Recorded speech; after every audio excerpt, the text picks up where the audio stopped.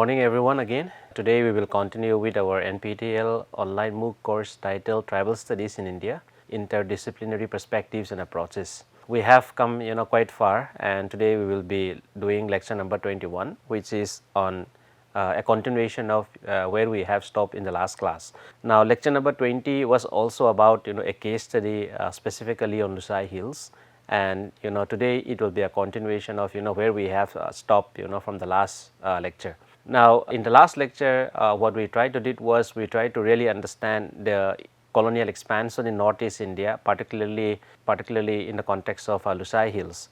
But more than that, what we also tried to explore and understand was the way in which the colonial state imposed itself in terms of its authority and exert sovereignty in these tribal territories. Now this experience and encounter between the colonial state and the tribal communities, as we have seen, was something which was very violent, and we dealt in detail two major expeditions which were launched by the British. One was the Chin Lusai expedition in 1869 to 71, and the second Chin Lusai expedition, which was from 1890 to 91. Now apart from these two major expeditions which were being launched in the Lusai Hills, the British engaged in several small or minor or micro expeditions throughout the 19th century. Now it is also important to understand the fact that this experience of violence between the imposed by the colonial state on tribes is something which is not unique in the context of the Lusai Hills, but it was something which was very common across India. So therefore we are using Lusai Hills as just an example to understand how the way in which the colonial state invade and exert its authority in tribal territories. So it was only after close to a century of expeditions by the British that they finally brought many parts of tribal regions in Northeast India today within the colonial empire. And we have also seen that the British instituted different kinds of administrative policies, and one was the indirect rule, which was basically using the traditional institutions such as the chiefs in the context of the Lusai, in the context of the Mizos, to rule and govern over Lusai Hills. So the British have also introduced numerous laws and legislations that kept the tribal communities as excluded areas. Now this policy of administrative exclusion has further reinforced the isolation of tribal communities, and many a times we think that the colonial state being a very paternalistic towards the tribal communities, the tribal communities were very happy under the colonial rule. But today what I wanted to do by taking forward from where we stopped and also bringing back the issue of or the experience of Lusai Hills is that the Mizo communities that we in Mizoram today, there was a lot of anger and resentments against the colonial state, and there was a lot of political mobilizations, particularly by the commoners, particularly at the end of the colonial period. So today we will try to further enrich our understanding of the way in which the colonial state ruled Northeast India, particularly in Lusai Hills. But at the same time we will also try to look at despite the fact that the colonial state followed a policy of administrative exclusion in tribal areas, however they were unable to stop the rising political consciousness and aspirations among tribal communities. Now again, like I said, we are not only we aren't going to talk only about the Lusais, or who are known as the Mizos today, but much of the discussions that we have are quite relevant for many tribal communities in India. Now to begin with, the British employed indirect rule in Lusai Hills that allows traditional chiefs to retain their authority while embedding them within the colonial administration. Now like I said, Lusai Hills was put under the Government of India Act 1935 excluded areas.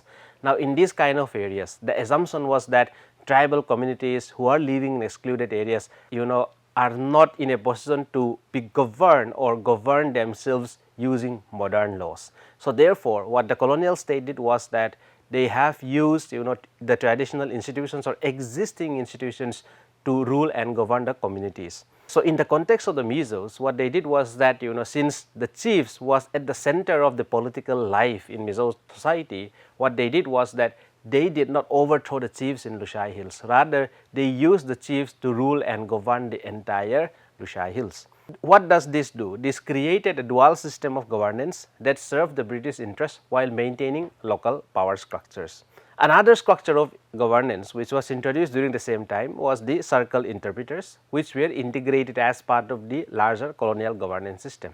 Now, alongside several other colonial state agents or administrators were at the top of the hierarchy of the government, which allowed the Britishers or the colonial administrators to alter or introduce changes in the administration and subsequently the people's life. Now, just because first is that indirect rule was not something which was again unique to the Lushai Hills. It was imposed or it was used in in varying forms in different parts of India. Not only India, even in Africa, where the colonial European powers ruled and governed for a long period of time, indirect rule was something which was being used. Now, at times, we think that just because these regions and territories are put under indirect rule, we think that, no change was happening within inside. Now, on the contrary, what happened was that, despite, whether it is direct rule or indirect rule, it was the colonial state, it was the British, who were at the top of the administrative hierarchy. So, there were a lot of changes, internal changes that was happening with the coming of the British. So, the chiefs who were once seen as a community leaders were merely reduced to colonial agents. So, basically there was a transformation of the institution of chieftainship, there was a transformation in terms of the role of what the chiefs used to do in the past. Now, during colonial period, the chiefs were reduced as mere tax collectors and law enforcement. This transformation generated resentment among commoners who increasingly viewed the chiefs as collaborators with the British rather than protectors of the people. Now, in Mizo society, in traditional pre-colonial Mizo society, the institution of the chief is very important. Likewise, the chiefs themselves are very important to unite the villagers, to bring people together, to work for the welfare of the people, to work for the welfare of the villagers. Now, and people put a lot of trust and faith in the institution of the chieftainship or their chiefs. Now, their life revolves around whether a village is good or bad, whether a village is prosperous, whether a village is wealthy, whether a village is well known or not. It all depends on the wisdom of the chief. Now, during colonial period, what happened is that the image of the chief itself was transforming in the eyes of the people. Before independence, the governor of Assam administered Mizoram as district to the district superintendent. The chiefs were subservient to the superintendent and carried out his order. So, as a part of this transformation that was happening, the chiefs were reduced as mere agents of the colonial state. So, they were becoming like the eyes and ears of the colonial state. The common people were virtually enslaved at the hands of both the superintendent and their chiefs. The superintendent safeguarded the position of the chiefs, which made the people realize that there was no room for them in the British administration. Now, politically, since Lushai Hills was made part of the excluded areas, they have no political representations in the provincial or in the in the larger political systems. Now, what this implies is that the people have no space to assert themselves politically, to assert their resentment, to assert some of the wrong things that they think that have been done to them. So, it was entirely a kind of autocratic system that was being imposed using the chiefs. Now, in order to ensure the stability of their positions, the chiefs started bribing the superintendent with livestock, eggs, rice, etc. So, during the colonial period, what it's not that the entire every chiefs in Mizo Hills, every chiefs in Mizoram have sided with the British. Of course, there was very less room for rebelling against the colonial state because they were already subjugated. But at the same time, many chiefs started bribing the superintendent, because whether or not the superintendent favored the chiefs becomes very important. At times, what the British did was that in Mizo society there is this something known as the chief clan, so that certain clans only can become chiefs. But during the colonial period, what happened was that the British started giving these chief titles to individuals whom they think were loyal to them. At the same time, they dispose of the chief titles to people who are suspicious or who rebelled against the order of the superintendent. So, what happened is that many chiefs started rallying behind the superintendent to be in their good books. Now, the impact of this was strongly felt by the common people, And every time, any official visit their village, it means that, there are rising or endless demands for livestock or other things, and this is above, over and above, giving taxes such as in Mizo language they call it fathag, that is tax for land use, and satchia, that is share of meat for the chief. And a common Mizo was not supposed to complain even if their fruits or vegetables in the garden were taken by the chief's family members without permission. Now, in a traditional Mizo society, most of all the lands belong to the chief. So therefore, people pay tax, for using the land, that is known as fathag. And hunting was something which was very, very common. Forest, the Mizoram, even if you go today, it's largely, it's also still like a state, which is very, very forested. Now you can imagine, 100 years ago, how forested it will be. So therefore, hunting was something which was part and parcel of, the life of the people.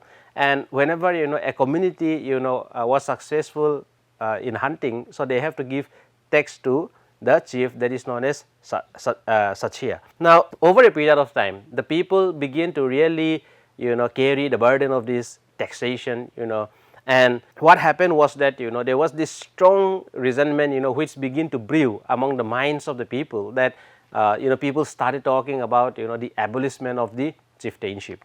At the same time, during the colonial period, the Lushai Hills, we have already studied in the last lecture, in the previous lecture, that, it was integrated, at the end of the 19th century. It was basically in 1896, and it was only in 1898 that, the colonial state was firmly entrenched, in the region.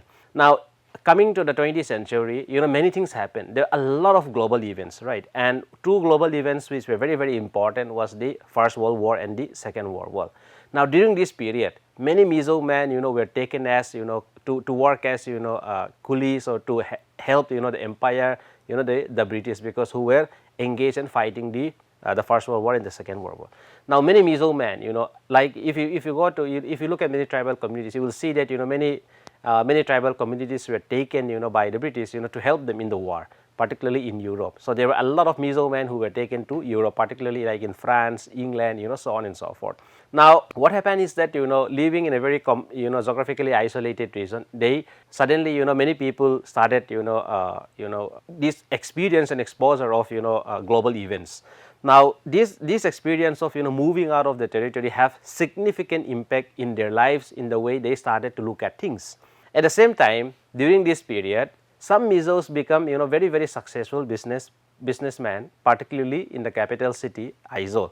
All of this, largely reduced the only highness of the chiefs. So people began to be very uncomfortable with the fact that, the chiefs are ruling over them, ruling over anyone, irrespective of whether they are good or bad. So during the same period, there was a rise of new middle class in Mizo society who wanted recognition and thus came in conflict with the chiefs. Now, during colonial period, one of the things that, the British did was also the introduction of modern education. Like in any other parts of India also, you will see that, the colonial state played a very, very important role when it comes to educating, Indians.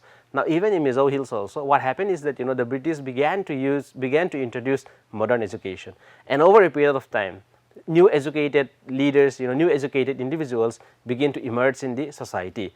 Now, this section of people who get exposure or who are educated began to emerge, as the new middle class in Mizo society, who are not only educated but who are also very, very articulate in terms of, what they want, their desire, their aspirations. So overall, this leads to, as a resentment, against the oppression of the superintendent and the chiefs, which gained momentum. And it was this resentment that resulted into the formation of the first political party in Mizoram, known as the Mizo Union, in 1946. Now, until then, for close to 60 to 70 years of colonial rule in Mizo Hills, because since it was put under administratively isolated because of, the kinds of laws and legislations that were being imposed in Mizoram. Now, we see that, political mobilization was something which was unthinkable, and the colonial state, sent out this image that these tribal communities are unsuited for any kind of modern laws and governance. But what we see is that, different kind of events that were happening. One, World War I and World War II was happening, where Mizos got, a lot of exposure. They came back, and really understand, the kind of, they begin to look at things very differently. Secondly, new entrepreneurs were emerging. third, there was a section of this new middle class which was constituted by the educated individuals. Now, all of these people come together, and by 1946, they established the first political party that came to be known as the Mizo Union. So, political consciousness begin to take deep root among the Mizos, and this was partly because of their dissatisfaction with both the colonial rule. There was a lot of resentments against the colonial rule and the oppressive chieftainship system. Now, one of the reasons why the Mizo Union was established was that they were also inspired by the anti-colonial movements that was happening, that is the demand for freedom. Now, by establishing Mizo Union, what the intention of the party was to abolish this chieftainship, because they think that this is an oppressive institution. At the same time, they also reject the continuation of any form of colonial rule by the British. So, therefore, they were influenced, their ideas were shaped by the larger anti-colonial movements, freedom movement that was happening in India. The commoners, who constitute the majority in Mizo society, they were burdened by taxation and forced labor. They began to assert themselves, demand their rights, and they were demanding a new political order, that is by abolishing this chieftainship and establishing democratic institutions. So, the Mizo Union was formally established on April 29, 1946 by educated Mizos who were inspired by nationalist movements across India. Their primary goal, the primary goal of the party, was to establish a democratic governance structure that would replace the hereditary chieftainship system. So, what did the party do? It was not that the Mizo Union was established and everyone was very happy. There was a lot of opposition from the chiefs. There was a lot of opposition from the political superintendents, that is the British. Now, the British did not want any kind of political mobilization to happen. So, they were trying to suppress this aspiration of the Mizo people. But however, the leaders of the Mizo Union were very stubborn, they were very brave. At the same time, they were strongly inspired by the Indian nationalist movement. They know that if they want to do something good, if they want to work for the welfare and for the benefit of the larger interests of the Mizo society, then they may also have to pay a price. So, with that kind of mentality, they began to mobilize the people, and they started enrolling people from all over Mizoram as well as outside of Mizoram, where Mizos are living, such as in Manipur and Tripura. So, the rise of the Mizo Union was very, very impressive, because in no time the party began to see a huge enrollment, and the amount of support was really threatening the institution of the chieftainship and the colonial state. So, therefore, the MU strongly opposed both colonial rule and the chiefs, positioning itself as the voice of the commoners. Its the leaders of the Mizo Union envision a Mizo society governed by elected representatives rather than traditional rulers. So, towards the end, the British opposed the Mizo Union, favoring the continuation of the chief's rule. They believed that the commoners lacked the ability to govern themselves and dismissed the MU as an illegitimate organization. So, like I said, it was not that the British were really supportive, or the Britishers were not doing anything. There was a strong anti-Mizo Union movement that was happening, and this was to not allow any kind of establishment of political party. That is one. Second is that leaders of the Mizo Union were threatened to be put under prison. They received a lot of threats by taking up this issue of demanding political representation. So, in short, the British the political superintendents in Mizo Hills were not happy at all with the establishment of Mizo Union. So, in order to weaken the Mizo Union, the political superintendent A.R.H. Macdonald banned all financial donations to the party. This is just one example. So, they don't allow them to do political campaigns, rallies, so on and so forth, like the democratic culture that we see in India today. Many of the things like campaigning, reaching out to people, mobilizing people. So, some of these things many of them banned, and one particular issue or one particular tactic that was used by A.R.H. Macdonald, who was the political superintendent in Lushai Hills, was that they banned all financial donations to the party.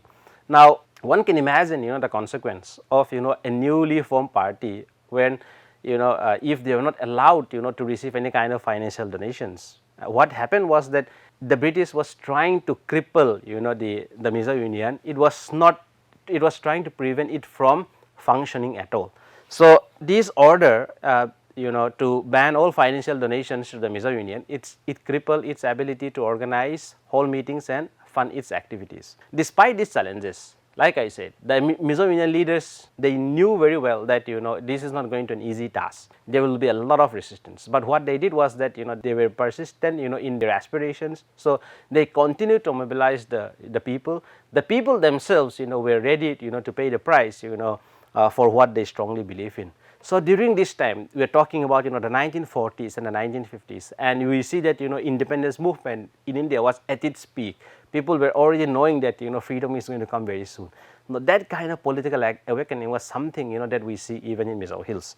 Now, during this period, a new kind of political mobilization was beginning to take shape with where songs were composed by people to really express their aspirations, what they are hoping for after the departure of the British, how they envision Mizo society will look like, where there will be no longer a differentiation or a distinction between chiefs and the commoners, but where everyone is equal, where everyone is free. So in many ways, during the rise and popularity of the Mizo Union was aided by songs which are composed by people from different walks of life. So one way of reading these political songs, or in Mizo we can call it party ihla, is that there is political party, right? Party songs is that it enabled to reach out to a vast section of people, and it also spread awareness about the vision of the Mizo Union to the people. So from 1946 onwards, what we see is that there is a strong movement for the abolishment of chieftainship. Now, many chiefs, the commoners who constitute the majority of the people, no longer see the chief as respected, who are people to be respected, but they were rather seen as decentralized despots. This is taken from the work of political anthropologist, political scientist Mahmood Mamdani, who has written about how the way in which colonial state transform traditional institutions, particularly in Africa. So the commoners begin to view the chiefs as decentralized despots, essentially because they were only enforcing British policies, they were collecting taxes on their behalf, and they act or serve as intermediaries between the colonial administration and the people. Now, so therefore, the Mizo Union was very, very clear in its objective and in its promise was that to abolish chieftainship, which began to be, or which was viewed as a remnant of colonial rule and an obstacle to democratic governance. Now, the movement, no doubt, gained massive support, particularly among the rural population, and Mizo Union was very, very popular, during the mid-1940s onwards. So, like I said, people began to compose songs, as a way to mobilize the masses, but at the same time, it was through these songs that they begin to write, about, their aspirations, why they support the MU, and what the Mizo Union means to them. Now, in any kind of nationalist movement, even till today, we know that the power of songs, in terms of reaching out to people, in terms of the emotions that it can generate. So likewise, the Mizo Union tap into the power of songs to use it as a tool to mobilize the people, but at the same time to reach out to a wide section of people across age groups, across regions. So these songs, were used to challenge the colonial rule. It denounced the chiefs and rally support for democratic governance, and they also emerged or became a cultural expression of resistance and solidarity. By 1946, the contest and confrontation between the British, the chiefs, and the Mizo commoners led by the Mizo Union dominated political scene in Lushai Hills. And what we see is that on independence, the Mizo Union movement was very, very successful, and the success was evident after independence, that in 1954 the institution of chieftainship was abolished and a democratic form of governance was established. And Lushai Hills, since Lushai only is only relevant to the people who are actually Lushai or the chief clans, therefore is exclusive, because there are many other clans and tribes who belong to the non-Lushai communities. So therefore, the Mizo Union also think that the name Lushai Hills needs to be changed, and this was subsequently done in 1954, where Lushai Hills was renamed as Mizo Hills, and in 1972 it was again renamed as Mizoram. So the state continued to have this name. So To conclude, what happened, why this is important, why this history is important, why are we talking a lot about history, is not only to provide context of the kind of political mobilizations that happen, but also many a times, we think that, tribals are living in isolated spaces, isolated regions, and the British have further, isolated them. And many a times, we also think that, tribal communities did not contribute to the nationalist movement because they were outside of, the larger, colonial state. But on the contrary, the example of Lushai Hills is quite demonstrative of the fact that there was a lot of political movements and political mobilization that was happening. There was resentments against the colonial state, and this resentment found expression in the way in which the people reject the continuation of any form of colonial rule and domination. Thank you so much.